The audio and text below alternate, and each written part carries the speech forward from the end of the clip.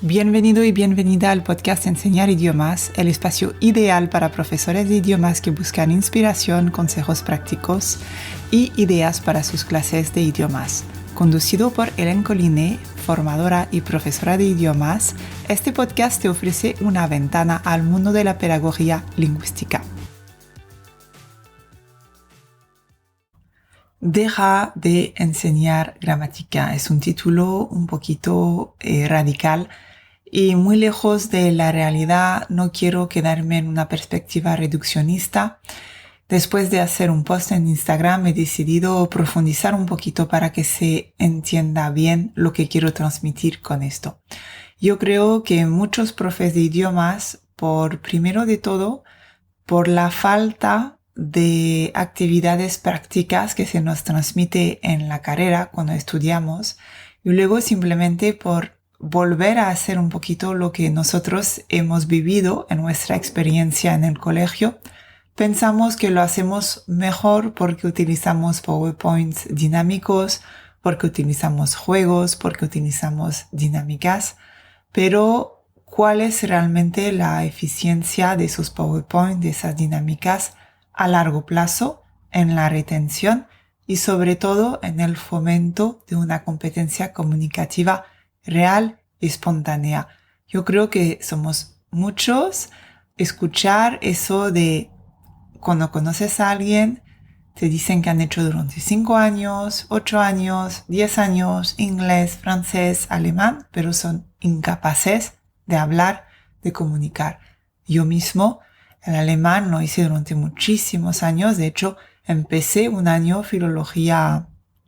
trimestre filología alemana en la universidad antes de cambiarme a filología francesa. Era mi idioma absolutamente favorito, me encantaba la gramática, la sintaxis del alemán, pero soy absolutamente incapaz de mantener una conversación básica más allá de hola, ¿cómo estás? Estoy bien. Fin de la historia. Luego me pierdo. Yo creo que no es porque los profesores somos malos, es porque los profesores durante mucho tiempo no conocíamos otra cosa. Al menos a mí es lo que me pasó durante los 7 primeros años en mi carrera como profe de idiomas. Y pasaba muchísimo tiempo con esas dinámicas. Y nos lo pasábamos bien, tenía una buena relación con mi alumnado. Lo que pasa es que me frustraba muchísimo ver incluso mis mejores alumnos, después de un tiempo, estar pensando cómo iban a contestar, cómo iban a hacer una frase, y además que yo soy muy cotilla, que me gusta muchísimo hablar, conocer la vida de los demás y preguntarles cosas sobre lo que han hecho durante el fin de semana, lo que les parece, qué escuchan, conocer, ¿no? Interesarme de verdad por mi alumnado. Cuando automáticamente pasaba ese tipo de conversación un poquito más informal, enseguida me decían, te lo puedo decir en inglés o te lo puedo decir en español, porque pues no eran capaces de sostener, y utilizo a propósito el verbo sostener, la conversación en otro idioma. Yo creo que eso se debe a que durante muchísimos años nuestros objetivos han sido muchísimo más gramaticales o lexicales en vez de trabajar esa competencia comunicativa. Lo que hemos hecho es trocear el idioma. Yo voy en un restaurante, pues voy a necesitar quizás el condicional, voy a necesitar la cantidad, Hemos troceado por temas gramaticales y lexicales lo que se necesita.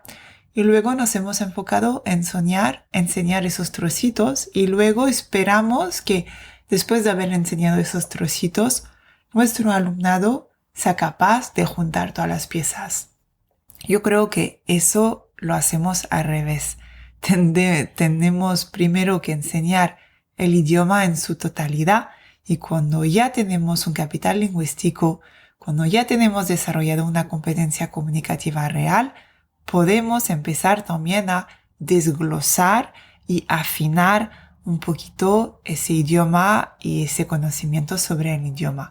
Cuando enseñas todo esto, y yo sé que muchas personas me dicen, no, es que yo tengo yo hago clases con el enfoque comunicativo y cuando ves los ejercicios dices, pero es que esto no es nada comunicativo. Rellenar un hueco. ¿En qué momento de la vida tú estás teniendo una conversación con alguien, escuchando un podcast, leyendo un libro, mirando una peli? Y hay huecos y tú tienes que, por tu cuenta, rellenar el hueco, a ver qué sale. Eso no es trabajar una competencia comunicativa. Y por supuesto que tenemos que saber verbos, siempre lo digo, según Macaro, los verbos son los que nos hacen progresar en un idioma, en aumentar nuestro capital lingüístico.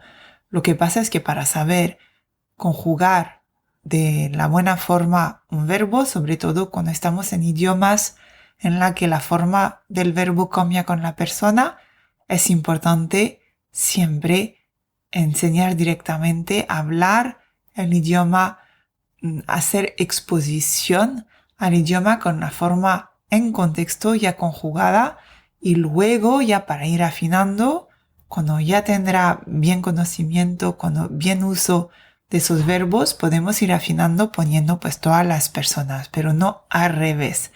Y es como si pues estuviéramos dando las piezas pequeñas y sueltas de una bici, por ejemplo, pues la silla, las ruedas, el guión, la cadena, bueno, todo lo que compone una bici, le explicamos cómo están hechas cada pieza, cómo funcionan y tal. Y luego, pues, le decimos al niño, ¡hala! A ir en bici ahora. Y parece que tiene que pasar algo de magia entre ese momento de que nosotros enseñamos esas piezas y que luego se va en bici. Para seguir con esa analogía de ir en bici, cuando estamos enseñando a un niño pequeño y tenemos que pensar que una persona que no sabe nada del idioma, pues empieza como un niño pequeño, como a nivel bebé, cero patatero, no sé hablar y cuando me hablas ni sé lo que me dices. Pues, ¿qué hacemos? Le ponemos una bici adaptada a su edad, no le ponemos una bici grande. Le podemos incluso poner a los niños pues en las bicis que no tienen pedalas, que no tienen cadena, que tienen que ir con los pies, ¿no? Al lado para ir empezando a trabajar ese equilibrio. Luego le podemos poner una bici, muchas veces ponemos esas ruedecitas. Eso sería como hacer comprensible el idioma a nuestro alumnado, pero exponerle directamente a la sensación, a lo que es ir en bici.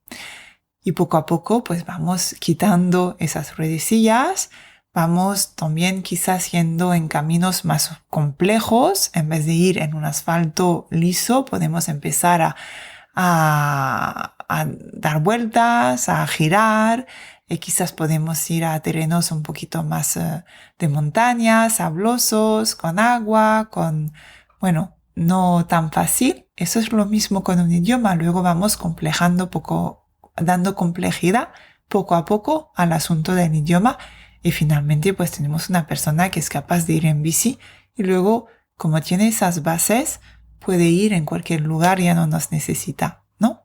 Pues eso sería un poquito lo mismo. Y luego a los que de verdad le interesan ir en bici pues sí que se van a aficionar, a comprar quizás algunas piezas especiales para la bici, a saber cómo funciona. Eso somos nosotros, ¿no? Los profes de idiomas. A los que nos gusta ver cómo funciona un idioma, muchas veces pues nos hacemos profe de idiomas. Yo creo que esa imagen ilustra muy bien lo que es ese proceso de enseñanza y de aprendizaje de un idioma. Y hay muchas personas, yo en particular, puedo ir en bici, me da igual saber qué piezas son y si me sale la cadena, pues es mi hijo pequeño que va y viene y me la pone porque a él le gustan esas cosas. No es porque sabemos las reglas gramaticales, las listas de vocabulario, que vamos a saber comunicar. Eso está clarísimo y por eso yo creo que tenemos que volver a lo eficiente y a lo esencial. Pero es que sobre todo cuando enseñamos de esta manera y muchas veces pensamos que venga, hacemos una frase con ese verbo. Eso no es contexto. No, un contexto es un conjunto de frases que tienen una conexión, un sentido las unas con las otras. Eso nos da un contexto. Nuestro cerebro necesita poner contexto y crear conexiones para retener y entender. Eso lo hace muy bien el uso del storytelling.